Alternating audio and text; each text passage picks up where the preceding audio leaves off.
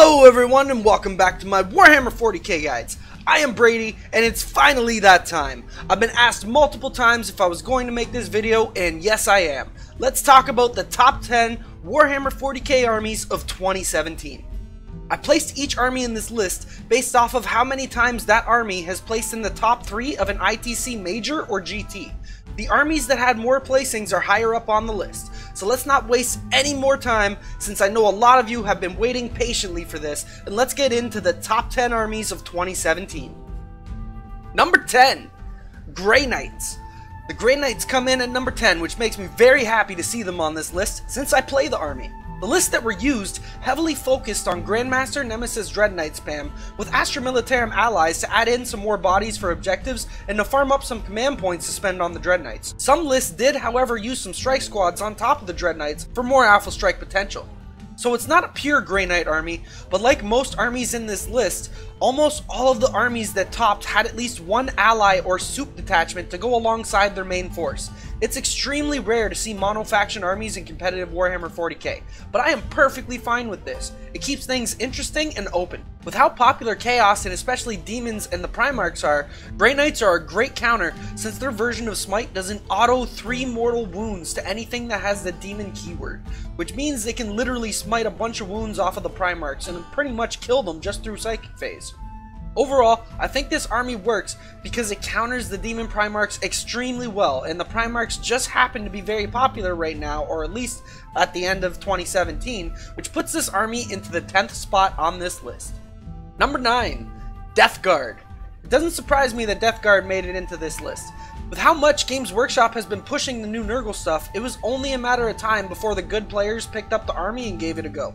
I can't really give a generic list because unlike Grey Knights, each list for the Death Guard was pretty unique, with some of them having the new Terminators and others spamming the Death Guard units that have the Demon keyword to synergize with Epitomus and other Nurgle demons. One thing every list did have in common though was Mortarion. He was pretty much in every Death Guard list. He's too good of a bullet sponge to not take him, and he hits like a truck when you do get him into close combat.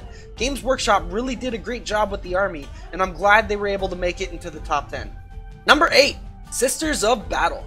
The Nuns with Guns secure their spot as the 8th best army in 2017. The lists I checked out seem to be using the same units: Celestines, Sephirim, Retributors, and Immolators. The Nuns never came alone though. They were usually always accompanied by either a detachment of Astro Militarum or a detachment of Ultramarines, or sometimes even both.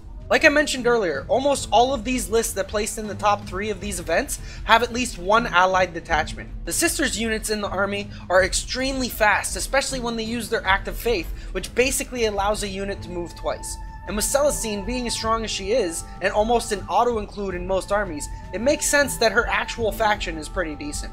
I'm glad the Sisters are doing well this edition and becoming more popular. Now if only Games Workshop could release some plastic models for them. Number 7.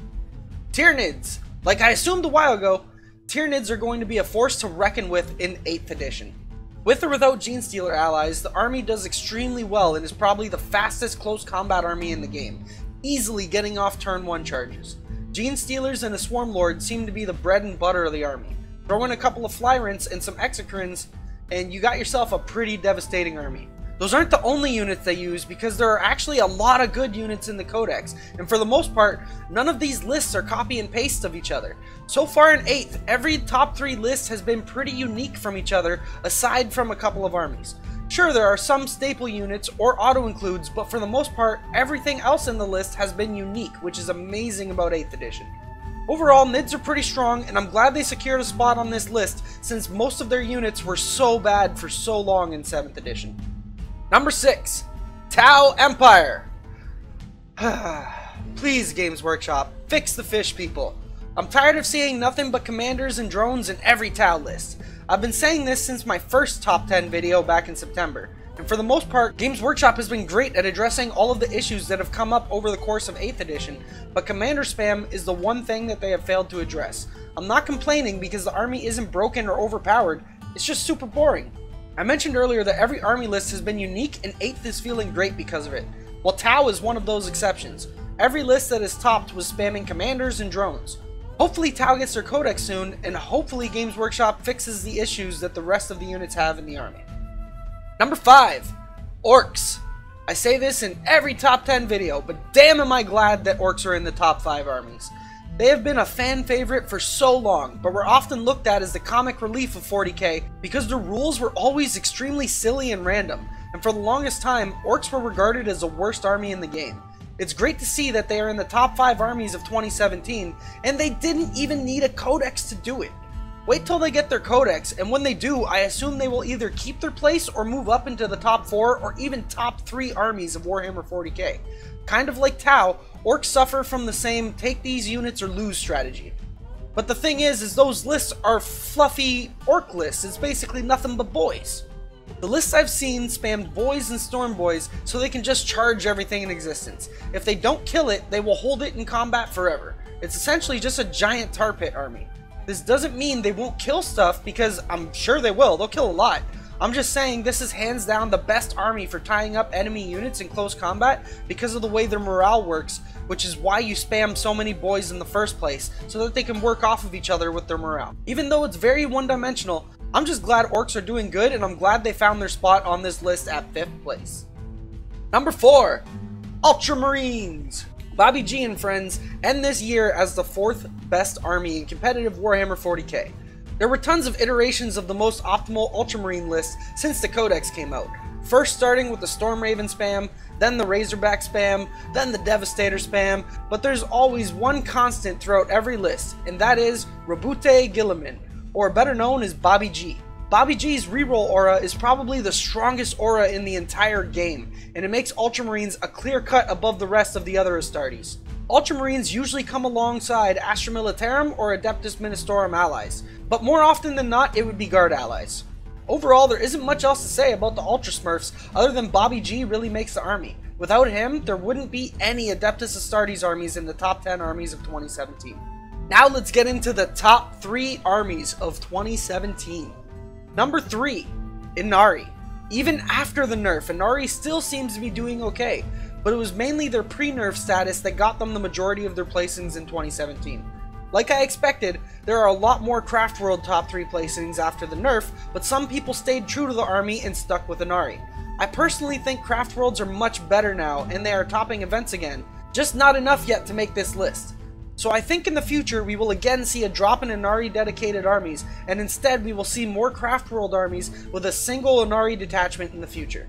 For those wondering, the units that they were using, it was basically all of them. The most prominent unit though would be Dark Reapers, but other than that, every Inari list was pretty unique from each other, at least in the beginning.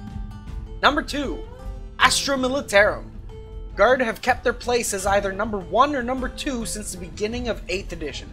It started with the Can't See Me spam with mortars and Earthshaker cannons, and evolved into Mortal Wound spam, then Torok spam, and now it just looks like basically whatever people feel comfortable playing.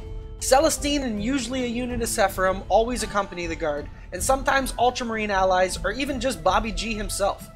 Like most armies in the list, there are a bunch of different ways to build the army and play them effectively, with Cadians being the go-to sub-faction since they have so much anti-chaos stuff in their stratagems, and chaos is extremely popular. Plus, the re-rolling everything order is really good. Guard have stayed strong this edition this year, and to be honest, I don't think they are going anywhere anytime soon. The army is just so much fun to play, and it's strong at the same time. With that kind of combo, the popularity of this army isn't going to go down for a while. And the best army of 8th edition goes to Chaos. Chaos Soup comes in at number 1. There were 16 Demon top 3 placings and 20 Chaos Space Marine top 3 placings in 2017. Combined, that's 36 placings for Chaos Soup.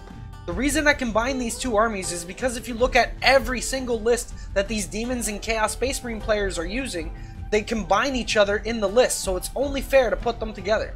The reason there is no Imperium Soup on this list is because a lot of the Imperium armies were very unique and didn't always rely on a second faction to win. And having one model in your army from a different faction, like Celestine or Bobby G, doesn't really constitute being called a soup army in my opinion. So back to the topic. Chaos has been dominating since the release of the CSM Codex. Hands down, the CSM Codex probably has access to some of the best stratagems when it comes to raw power and damage output.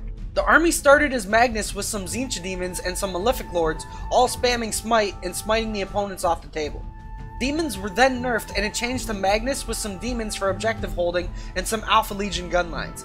Then it changed to Magnus and Morty plus demons, sometimes a Chaos Space Marine gunline.